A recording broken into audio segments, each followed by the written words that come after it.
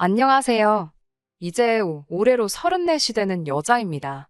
올해 초에 해가 넘어가면서 이혼까지 완전히 마무리가 되었네요. 3년간의 결혼 생활 중 남편과는 그렇다 할 큰 문제가 없었습니다. 주제 파악도 못하는 자기애가 강한 시집도 못 간 신우 때문에 이혼하게 되었지요. 신우의 문제가 이혼 사유가 되었지만 팔은 안으로 굽는다고 결국 제 말 한마디 귀 기울여 들어주지 않았던 시부모님은 물론 제가 신우에게 열등감까지 가지고 있다 몰아가던 남편의 잘못도 이혼에 한몫했습니다. 남편의 위로 누나가 한 명 있었습니다. 남편과는 연년생으로 나이 차이가 저랑도 많이 나는 편은 아닙니다. 상위권 대학을 졸업하고 이름 들으면 다 알 정도로 유명한 회사 다니고 있던 신우였으니 신우에 비해 좋은 학교 나오지 못한 제가 시가족들의 눈에는 당연히 모자란 사람처럼 보였을 테죠. 좋은 학교 들어가기 위해 남들보다 배는 노력했을 신우의 노력을 폄하하거나 무시해본 적은 당연히 없습니다. 남편도 어디 가서 뒤처지는 스펙은 아니었지만 신우가 이뤄놓은 것에 비하면 보잘것 없었어요. 그런 신우는 시부모님의 자랑이기도 했지만 반대로 아픈 손가락이기도 했었습니다. 저와 남편이 결혼식을 올릴 때 신우의 나이가 33이었고 신우는 그때도 그랬지만 아직까지도 결혼을 못하고 있었거든요. 본인의 말로는 못하고 있는 게 아니라 안 하고 있는 거라고 말을 하고는 했습니다. 요즘 결혼 안 하는 게 뭐 흠이나 되나요? 본인이 능력이 되고 혼자 사는데 아무런 문제가 없다면 저도 딱히 아무 말도 안 하겠지만 결혼 생각이 없어서 안 하는 거라던 신우는 그런 말을 하는 사람치고는 누구보다도 결혼을 하고 싶어 하는 사람처럼 보였어요. 결혼정보회사에 가입해서 소개를 주선하는 데만 1년에 몇백씩을 쓰고 있었고 이 모임 저 모임 다 들락거리면서 어떻게든 짝꿍을 구해서 결혼하고 싶어하는 의지가 누구보다도 강해 보였습니다. 제가 처음부터 신우를 싫어한 건 아니에요. 처음 가족들을 소개받는 자리에서 시부모님도 물어보지 않으시던 저의 출신 학교라든지 무슨 회사를 다니는지 연봉이 얼마 정도인지 꼬치꼬치 캐물으며 저를 자기 자신과 비교해가면서 잘난 척을 해댔기에 첫 인상이 좋지 않았던 건 사실이었습니다. 하지만 그때는 남편이 이혼하기 직전처럼 신우 편을 들던 게 아니라 제 편이었으니 저에게 귀뜸해주기를 누나가 시집을 못 가서 저런다고 자기보다 일찍 결혼하는 우리한테 배 아파서 저러는 거라 이해해달라고 말해줬었거든요. 신우의 행동들이 거슬리기는 했지만 저도 나름 그런 행동들이 신우가 자신의 자존감을 회복하기 위한 방법 중에 하나라고 생각하며 최대한 이해해주려고 애를 썼습니다. 하지만 참는 것도 한두 번이지. 계속해서 저를 걸고 넘어지니 저도 인내심에 슬슬 한계가 오기 시작했어요. 제가 졸업한 학교가 신우가 다니던 학교보다 유명세는 떨어질지언정. 그리고 제가 다니는 회사가 신우가 다니는 회사보다 연봉을 덜 줄지언정. 저는 제 삶이 힘들고 불편하다고 생각한 적 한 번도 없거든요. 그런데 굳이 자기 남동생의 아내를 까내려야만 속이 후련했는지 계속해서 자기 잘난 이야기를 하는데 들어주는 것도 하루 이틀 일이지. 이대로 가다간 제가 한번 뒤집어 엎어도 없겠더라고요. 그러다가 남편에게서 신우가 이미 몇 년 전부터 결혼정보회사에 가입되어 있다는 소식을 듣고는 그때 확신이 든 게 신우가 남자가 없어서 저러는 게 아닌가 싶은 생각이 들었습니다. 신우가 성격이 괴팍하긴 하지만 어쨌든 좋은 회사 다니며 연봉도 높은 편이니 경우에 따라서 신부감으로 모자라는 점은 딱히 없다고 생각했어요. 신우의 저런 만행도 신우가 남자가 생기면 다 끝날 거라고 생각해서 결혼정보회사에서 소개를 받고는 있긴 하지만 저도 같이 도와주면 좋겠다는 생각에 저도 발벗고 나서서 소개해줄 사람을 찾기 시작했습니다. 어렵게 저도 주변 사람들 연줄 통해서 신우와 만날 법한 남자들 여러 명을 소개시켜줬는데 이대로 가다가는 신우가 결혼하기도 전에 제 평판이 바닥에 떨어질 것 같더라고요. 자기애가 강한 신우는 웬만한 남자들은 눈에 들어오지도 않는 듯 보였습니다. 이 남자는 자기에 비해 직업이 어떻고 이 남자는 키가 어떻고 외모가 어떻고 나이가 많아서 싫다, 차가 없어서 싫다 하면서 제가 소개시켜주는 사람들마다 전부 다 퇴짜를 놓기 시작했던 거예요. 제 주변 지인들까지 소개시켜주기도 했지만 그 사람들이 하나같이 하는 말이 신우가 눈이 아주 많이 높다고 하는 말이었습니다. 그리고 또 자기애는 뭐 그렇게 강한지 아주 자기 잘난 줄만 알고 매너가 하나도 없다고 하더라고요. 신우의 외모가 남자들을 정신 못 차리게 할 정도로 경국지색도 아니고 그렇다고 나이가 어린 것도 아닌데 바라는 건 뭐 그렇게 많은지 모르겠다고. 신우가 학교도 좋고 회사도 좋고 하지만 전문직 여성들에 비하면 돈도 쓸어 담을 정도로 버는 것도 아닌데 주제 파악을 저렇게 해서야 어디 결혼하겠냐는 말까지 들어야 했습니다. 제가 신우의 짝을 찾아주기 위해 백방으로 노력해봤지만 세상 그 어떤 남자를 데려다 놓아도 신우의 눈에는 차지도 않을 것 같아서 저도 몇 번 더 소개시켜주다가 중도 포기하게 되었어요. 그 이후에는 저도 신우한테 질려서 신우와 교류하는 횟수를 거의 줄였습니다. 그때까지만 해도 남편의 서포트가 있었기 때문에 신우를 마주치는 건 명절 때 몇 번 말고는 거의 없었거든요. 그래서 제가 신우에게 남자를 소개시켜주는 걸 포기한 이후로는 자주 만나지도 않아서 직접적으로 저의 삶에 크게 해를 끼친 적이 없었습니다. 신우가 결혼하겠다고 나대기 시작한 작년 초가 시작되기 전까지는 말이죠. 새해가 밝은 날 시댁에 방문했는데 신우가 그날 현재 좋은 만남을 가지고 있는 사람이 있고 아마 잘 될 것 같다는 식으로 처음 가족들 앞에 말을 꺼냈습니다. 말씀드렸다시피 시부모님이 신우를 자랑스러워하기는 하지만 해가 지나면 지날수록 결혼 시장에서 조금씩 경쟁력을 잃어가고 있다는 걸 아셨기 때문에 신우를 많이 걱정하셨거든요.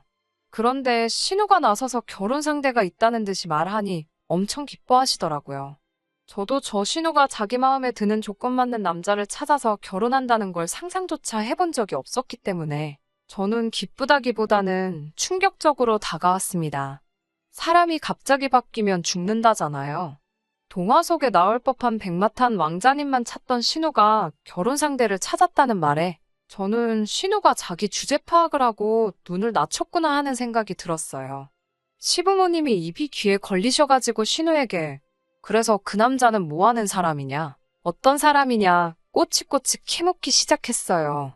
신우가 자신있게 대답하기를 지금 만나는 상대가 재벌가라는 사실을 꺼냈습니다. 처음에는 제 귀를 의심하게 되었습니다. 하고 많은 남자들 중에서 재벌가 남자라니요. 신우가 재벌가 남자를 만나면 안 된다는 법은 없지만 신우가 처음으로 결혼을 전제로 만난다는 사람이 다른 사람도 아니고 재벌이세라니 제가 제대로 들은 게 맞는지 제 귀를 믿을 수가 없었습니다. 재벌가이세가 하고 많은 예쁘고 젊은 여자 냅두고 뭐하러 신우를 왜 만나느냐 직설적으로 따져 물을 수가 없으니 그저 의심하는 것 외에는 제가 할 수 있는 일이 없었죠. 다행히 제가 궁금했던 걸 시부모님이 신우에게 물어보셔서 궁금증을 해결할 수 있었어요. 신우가 자기 남자친구에 대해 자랑처럼 이 사실 저 사실을 늘어놓더라고요. 시부모님도 신이 나서 이것저것 질문하시고 그러다가 시부모님께서 신우에게 어쩌다가 이런 훌륭한 남자친구를 만나게 되었냐는 질문에 신우가 아직은 한 번도 만난 적이 없고 채팅으로 알게 되었다는 말을 모두 앞에 해왔습니다. 그 말에 여태까지 잔뜩 들떠계시던 시부모님도 실망한 표정이 역력했고 저 또한 제가 가진 의문에 답을 찾았다는 생각에 더 이상 궁금하지조차 않았어요. 시부모님도 신우 기분을 살피며 최대한 실망한 티를 내지 않으려고 하셨으나 신우도 아주 바보는 아니었는지 갑자기 차가워진 분위기 때문에 채팅으로 만나기는 했지만 재벌가 사람임은 사실이라며 어떻게든 다시 자기 이야기로 대화의 주제를 돌리고 싶어 하더라고요. 난처해하시는 시부모님을 보다 못한 제가 한마디 했습니다. 세상에 채팅으로 결혼 상대를 구하는 재벌가가 세상 천하에 어디 있겠냐고요. 요즘 꽃뱀 말들이 많은데 형님 혹시 방울뱀한테 물린 것 아니냐고 혹시 모르니 조심하라고요. 저는 사실 저 말이 신우를 웃음거리로 만들려고 한 게 아닌데 신우는 제 말에 얼굴이 새빨개지고 남편은 옆에서 배꼽을 쥐고 웃더라고요. 방울뱀이 뭐냐고 하면서 웃기 시작하니까 시부모님도 터져나오는 웃음을 참지 못하셨는지 결국 따라 웃게 되었어요. 신우가 그때 마음이 많이 상해 보였는데 여태껏 저를 괴롭혔던 걸 한 방 먹여주는 기분이라 미안하기도 했지만 속이 참 시원했습니다. 하지만 신우는 끝까지 자기와 연락을 나누고 있는 상대방이 재벌이세라는 사실을 굳게 믿고 있더라고요. 나한테 거짓말 할 사람이 아니다. 너가 이 사람을 알기나 하냐면서 방방 뛰는데, 그래서 저도 신우에게 하나의 가능성을 이야기한 것뿐이니 조심했으면 좋겠다는 취지에서 말한 거지 웃음거리로 만들려던 생각은 없었다고 다시 한번 원래 말한 목적을 설명해줬어요. 그때까지만 해도 저도 남편도 시부모님도 신우가 만나는 남자에 대해서 크게 믿고 있는 눈치가 아니었습니다. 재벌가라는 그 남자가 직접 집에 찾아오기 전까지는 말이죠. 시간은 그날로부터 조금 지나서 설 연휴가 되었습니다. 연휴 시작 날과 설날 당일을 시댁에서 보내고 남은 연휴 기간을 친정에서 보낼 계획이었습니다. 시댁에서 설을 보내고 친정으로 향한 당일날 신우에게서 연락을 받게 되었습니다. 당장 시댁으로 다시 올라오라고요. 힘들게 고생해가며 친정에 도착한 지 얼마나 되었다고 다짜고짜 올라오라는 말에 왜 저희가 다시 올라가야 하냐고 따지니 제가 방울뱀 들먹이며 뭐라 했던 이야기를 들먹이면서 자기 남자친구가 얼마나 바쁜 사람인 줄 아냐고. 그런데도 너 같은 의심병 환자들 때문에 연휴에 힘들게 시간 내가지고 지금 시댁에 방문하기로 했으니 너네도 와서 얼굴 한번 보고 겸사겸사 그날 일을 자기한테 사과도 하라 뭐 이런 전화였습니다.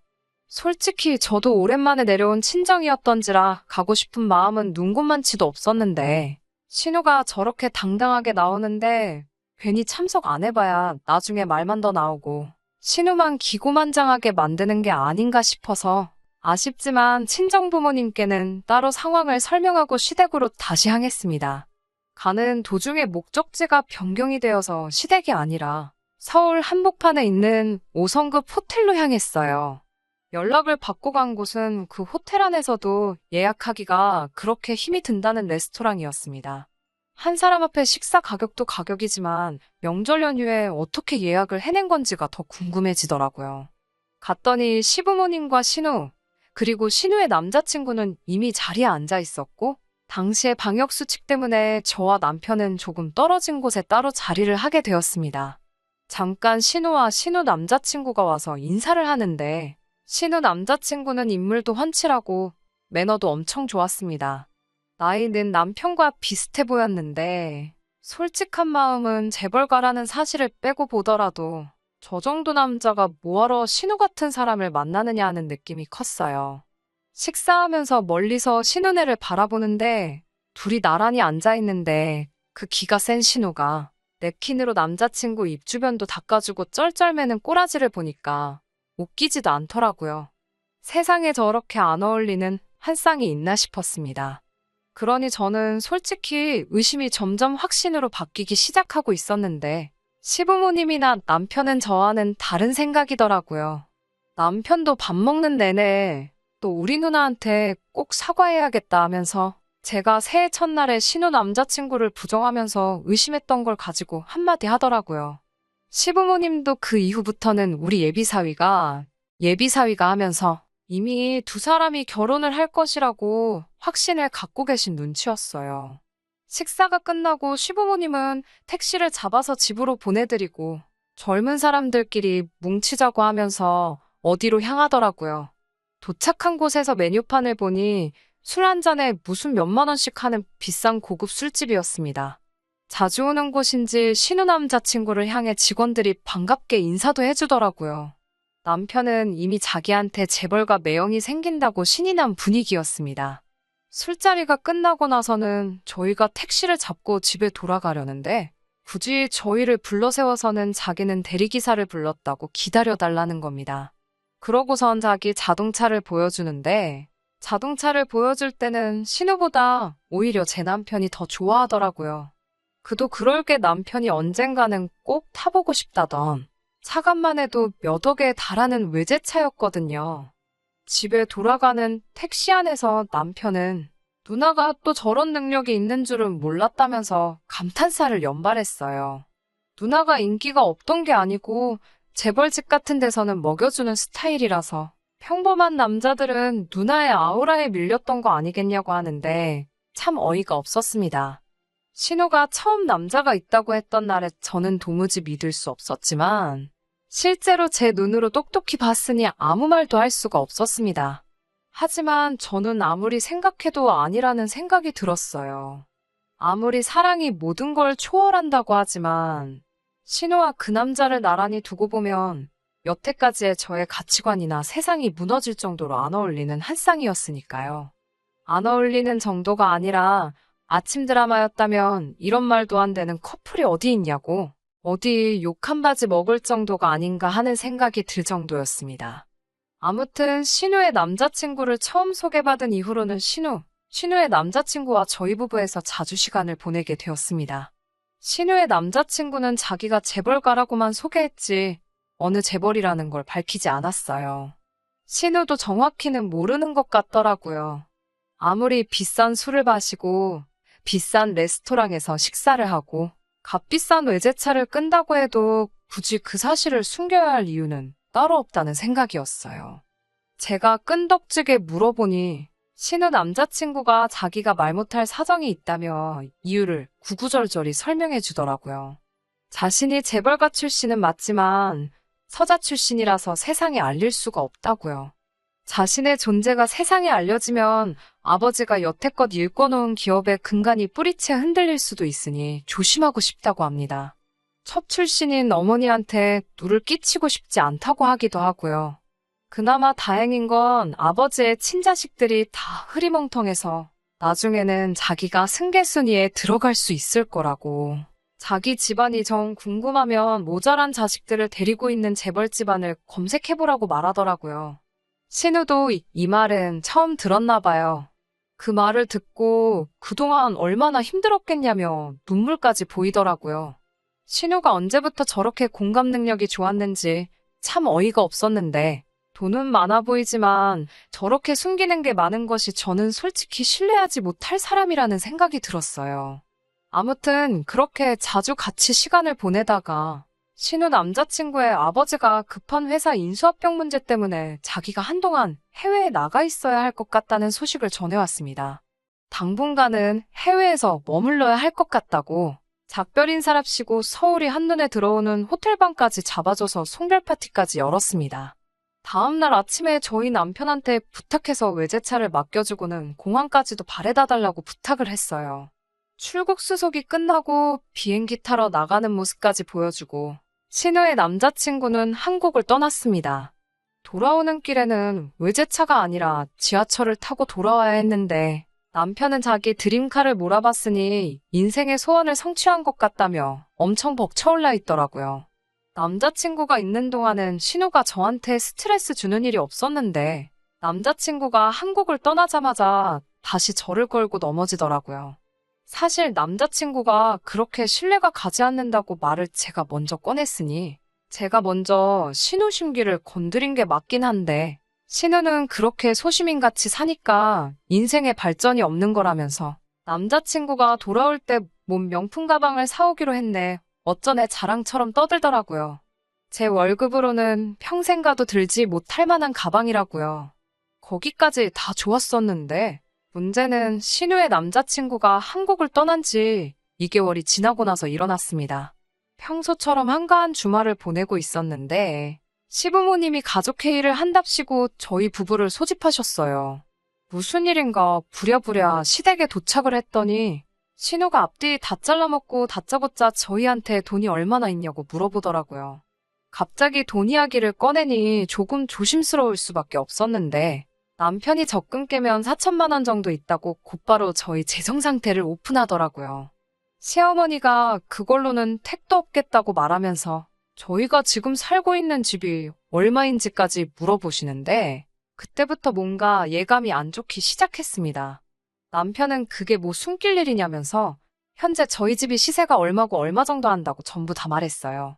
아니나 다를까 안 좋았던 촉이 그대로 들어맞았습니다. 신우는 그러면 저희 적금을 깨고 집을 담보로 3억을 대출받아오면 되겠다고 하더라고요. 그래서 제가 중간에 말을 끊었습니다. 무슨 일인지 말도 안 해주고 다짜고짜 3억을 대출받아오라는 게 무슨 소리냐고 물었어요. 신우가 잔뜩 짜증이 난 표정으로 저한테 설명을 해주더라고요. 남자친구가 곧 있으면 한국에 들어오게 되어 있는데 몸이 안 좋아서 검사를 받았더니 양성이 떠서 지금 그쪽에서 발이 묶여버린 상황이라고요. 그거랑 대출이랑 뭐가 연관이 있냐고 물었더니 저보고 아직 말도 안 끝났는데 중간에 자꾸 잘라먹지 말라면서 성질을 부리면서 회사 인수합병 때문에 자금이 필요한데 자가격리를 하게 되면서 큰 거래가 날아가게 생긴 상황이라며 신우에게 혹시 그 돈을 자기 대신 구해서 입금을 해줄 수 있냐고 부탁을 해왔다는 겁니다. 그 금액이 자그만치 10억이었고 신우가 여태껏 모은 돈과 대출을 받아도 택도 없으니 시부모님 노후자금을 합치고 저희 집을 담보로 대출까지 받아 필요하다는 그 액수를 어떻게 마련하려고 하는 거였어요. 그때서야 제가 여태껏 신우 남자친구에게서 느꼈던 사짜 냄새가 확신으로 바뀌더라고요. 지금 다들 제정신들이냐고. 신우가 남자친구랑 혼인신고를 올린 것도 아닌데 그렇게 큰 돈을 어떻게 왔다 갔다 할 생각을 하냐며 정신들 차리라고. 그 사람은 분명히 사기꾼일 거라고 말을 했어요. 그러니 신우가 성질을 내면서 네가 내 남자친구에 대해서 뭘 알고 떠드냐면서 입에 거품을 물고 저에게 안 좋은 말을 퍼붓더라고요. 이미 자기는 남자친구에게 1억에 가까운 돈을 빌려준 적이 있다고.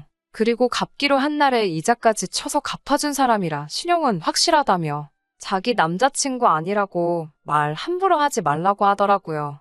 이번에도 인수합병이 성공적으로 마무리되면 우리 쪽에서 빌려준 10억을 20억으로 갚아준다고 했고 그리고 자기와 결혼까지 하기로 약속했다고 하더라고요. 결코 저희도 손해보는 장사가 아니니까 잔말 말고 하라는 대로 하라면서요. 제가 미쳤다고 했어요. 무슨 회사 인수합병을 10억으로 하냐고. 동네에서 장사 잘 되는 족발집도 권리금 생각하면 그 돈 주고 못 살 거라고. 어디 서울의 비싼 아파트 한 채 값도 안 되는 돈으로 회사를 인수합병을 하면 강남 사는 사람들은 회사를 12개씩은 가지고 있겠다고. 그렇게는 안 된다고 했습니다.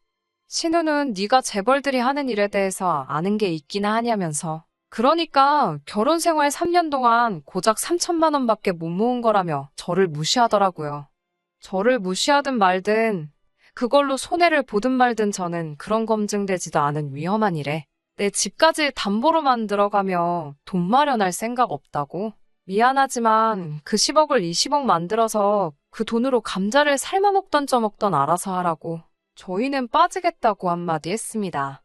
제가 한 말이 틀린 점이 하나도 없고 수상한 구석 투성이인데도 남편은 저보다 자기 누나 편을 들더군요. 신뢰관계라면 이미 그동안 많이 쌓지 않았냐고. 자기가 볼 때는 누나의 남자친구가 믿을 만한 사람인 것 같다고요. 어이가 없어서 그게 어딜 봐서 믿을 만한 사람이냐고 따지니 공항 갈 때도 그 비싼 차를 자기에게 맡겨주지 않았냐는 겁니다. 그리고 그동안 신우 남자친구가 한국에 있을 때 우리한테 사준 밥이며 술이며 마지막 날 송별회를 했던 호텔방까지 그런 것만 대충 계산해도 몇 천만 원 돈은 할 텐데 그런 사람이 고작 10억대 먹자고 버리는 일이 아닐 거라고. 아주 이야기를 듣고 있으니 이 자리에서 신우보다 더 신우 남자친구를 믿고 있는 것처럼 보이더라고요. 그래서 알고 없다고 할 거면 마음대로 하라고 대신에 저는 빼달라고 했어요. 제가 강경하게 나가니 남편이 알았다고 대답하길래 저는 남편이 생각을 고쳐먹고 제 뜻을 따르기로 한 줄 알았죠. 그런데 어이없게도 남편은 저에게 이혼 이야기를 꺼내더군요. 재산을 정확히 반으로 분할해 줄 테니 이혼하자고요. 10억이 20억이 되는 장사인데 계산이 안 되느냐며 우리 3년간 모은 게 3천이라고. 이대로라면 3억을 모으기 위해서는 30년의 세월이 걸리지 않겠냐며 이런 일확천금의 기회를 자기는 놓칠 수 없다고 하더라고요. 사기꾼이면 어쩔 거냐고 물으니 저한테 오히려 사기꾼이 아니면 어쩔 거냐고. 네가 어디 가서 그 3억을 벌어오기라도 할 거냐면서 어깃장을 부리는데 이제는 답도 없다고 생각했어요. 그래서 이혼하자고 했습니다. 남편은 집을 담보로 대출을 받아 저에게 재산 분할을 해주고 말 그대로 연끌을 해서 끝내 그 금액을 맞추더라고요. 모자란 돈은 친한 친구에게서까지 빌렸나 봅니다. 합의 이혼이라 이혼까지 가는데 그렇게 긴 시간이 걸리지 않았는데도 숙려 기간 동안 저한테 와서는 너는 내가 부자 되면 다시 받아달라는 말도 꺼내지 말라고 아주 까불거리면서 제 속을 뒤집어 놓더라고요.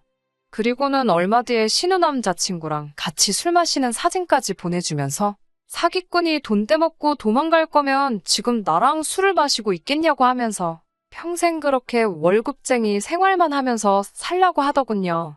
신우 남자친구가 인수합병권만 잘 끝나면 그때는 자기 회사로 불러서 높은 자리 하나 주겠다고 약속까지 했다나요. 돈 얼마에 저렇게 변할 사람이었으면 차라리 이혼한 게 잘 된 거라는 생각이 들었어요. 이혼 후에도 제 삶이 그렇게 크게 변한 건 없었습니다. 내 집 생활 하다가 회사 근처에 월세방살이를 다시 시작해야 했지만 한 점 후회는 없었어요. 그렇게 남편과는 연락도 끊고 있고 살았는데 얼마 전에 남편에게서 도와달라고 연락이 왔습니다.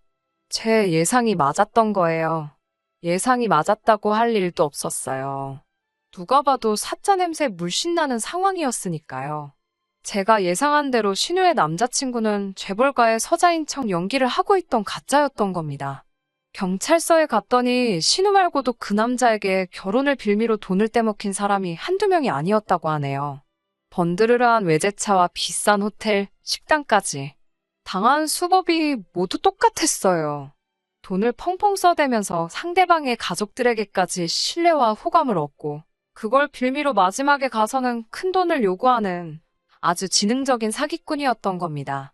일단 한 명의 여자에게서 그 돈을 빌려서 그 돈으로 다른 여자에게 작업을 걸고 그 여자에게 돈을 또 빌려서 또 다른 여자에게 작업을 꺼는 식으로 그렇게 사람들의 마음을 훔쳐서 마지막에는 큰 돈을 뜯어내고 잠수를 타버린 거였어요.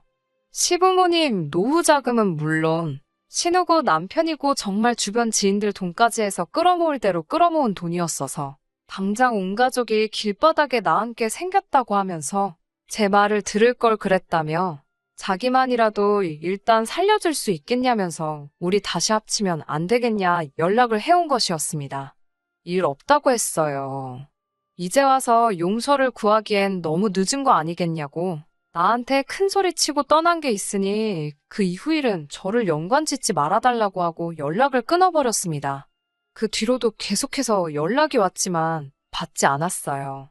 연락해서 할 말이라곤 뻔한 이야기밖에 없을 테고 돈이라도 빌려달라는 말을 들었다가는 이 인간에게 남아있는 마지막 정까지 사라져버릴 것 같아서 좋은 모습으로 끝내기 위해 일부러 연락을 받지 않았습니다. 항상 저보고 못 배웠다며 저를 무시하고 끝까지 제 이야기에 말 한마디 귀 기울여 듣지 않았던 신우, 시부모님, 그리고 제 남편이에요. 그 벌을 달게 받았다고 속이 후련할 수도 있지만 안쓰러운 마음뿐이네요. 사실 진짜 나쁜 건 사람 마음을 가지고 장난친 그 사기꾼 녀석이니까요. 저를 그동안 어떻게 대했던 간에 아무쪼록 전시가족들이 별탈 없이 다시 일어날 수 있다면 좋겠습니다.